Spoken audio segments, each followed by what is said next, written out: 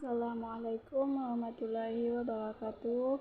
Perkenalkan, nama saya Tania, NIM 102201010029, prodi akuntansi semester 4. Mata kuliah Etika Bisnis dan Profesi, dosen M. Badwin MSI.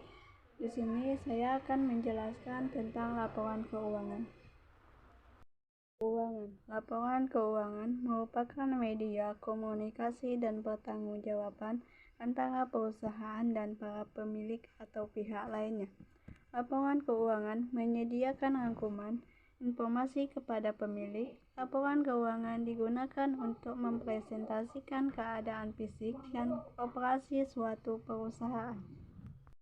Manfaat laporan keuangan: pihak manajemen untuk dasar perencanaan dan pengendalian perusahaan, para pemilik perusahaan untuk mengukur hasil usaha perusahaan berkenaan dengan modal yang telah diinvestasikan, kreditor untuk menilai keamanan pinjaman yang telah dan akan diberikan pada perusahaan, pemerintah untuk dasar penghitungan pajak. Laporan keuangan terdiri atas laporan laba rugi, neraca, perubahan modal, dan arus kas. Laporan laba rugi melaporkan kelebihan pendapatan terhadap beban-beban yang terjadi yang disebut laba bersih. Jika beban melebihi pendapatan, maka disebut rugi bersih. Laporan yang menyajikan hasil usaha perusahaan dalam rentang waktu tertentu. Judul yaitu nama perusahaan, nama laporan, tanggal rugi atau laba, komponen isi yaitu pendapatan, biaya, dan untung atau rugi.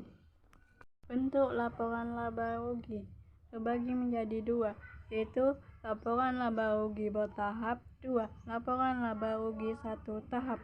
Laporan laba rugi per tahap, penyajian berdasarkan pada tahap. Penentuan rugi laba dari aktivitas usaha. Penentuan rugi laba di luar aktivitas usaha. Laporan laba rugi 1 tahap, penyajian dengan 1 tahap. Neraca. Laporan posisi keuangan yang menggambarkan aset, kekayaan, kewajiban, dan modal yang dimiliki pada suatu saat tertentu. Judul yaitu nama perusahaan, nama laporan, tanggal neraca. Unsur neraca yaitu isi, terdiri atas aset, kewajiban, modal. Aset, sumber daya yang dikuasai oleh perusahaan akibat dari peristiwa masa lalu dan manfaat ekonomi di masa depan diharapkan akan diperoleh perusahaan. Kewajiban, klaim oleh pihak luar, kreditor yang harus dilunasi perusahaan. Utang perusahaan masa kini yang timbul dari peristiwa masa lalu. Ekuitas, klaim oleh pihak internal pemilik terhadap aktiva perusahaan. Harta merupakan sumber daya yang dimiliki oleh perusahaan yang akan memberikan manfaat ekonomis pada masa yang akan datang. Aktiva lancang yaitu kas, piutang usaha, piutang wesel, perlengkapan, beban-beban. Aktiva tetap yaitu liability, gedung. Utang merupakan hak klaim terhadap harta dan pihak selain pemilik.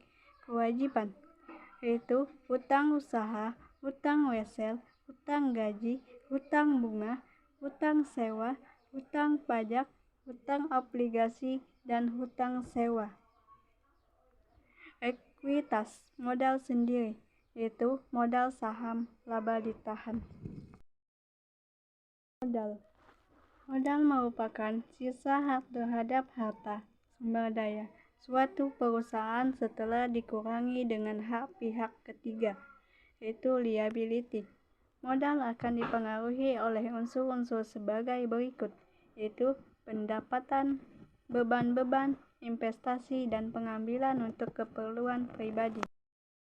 Laporan perubahan modal.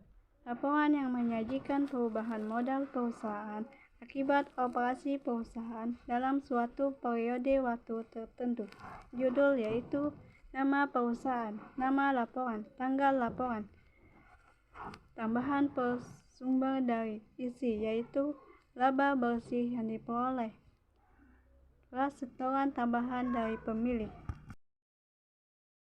Laporan perubahan modal, yaitu kenaikan ekuitas, penurunan ekuitas. Kenaikan ekuitas terbagi menjadi dua, yaitu investasi oleh pemilik laba bersih. Penurunan ekuitas terbagi menjadi dua, yaitu penaikan oleh pemilik rugi bersih. Laporan arus kas. Laporan arus kas informasi tentang penerimaan dan pengeluaran kas selama satu periode tertentu. Judul, nama perusahaan, nama laporan, tanggal laporan, isi. Komponen, yaitu penerimaan kas, pengeluaran kas, saldo. Lihat di atas contoh laporan keuangan.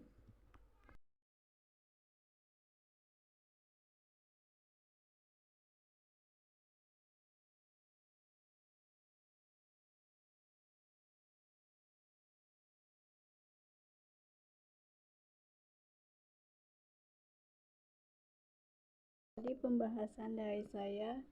Apabila ada kekurangan, saya mohon maaf. Assalamualaikum warahmatullahi wabarakatuh.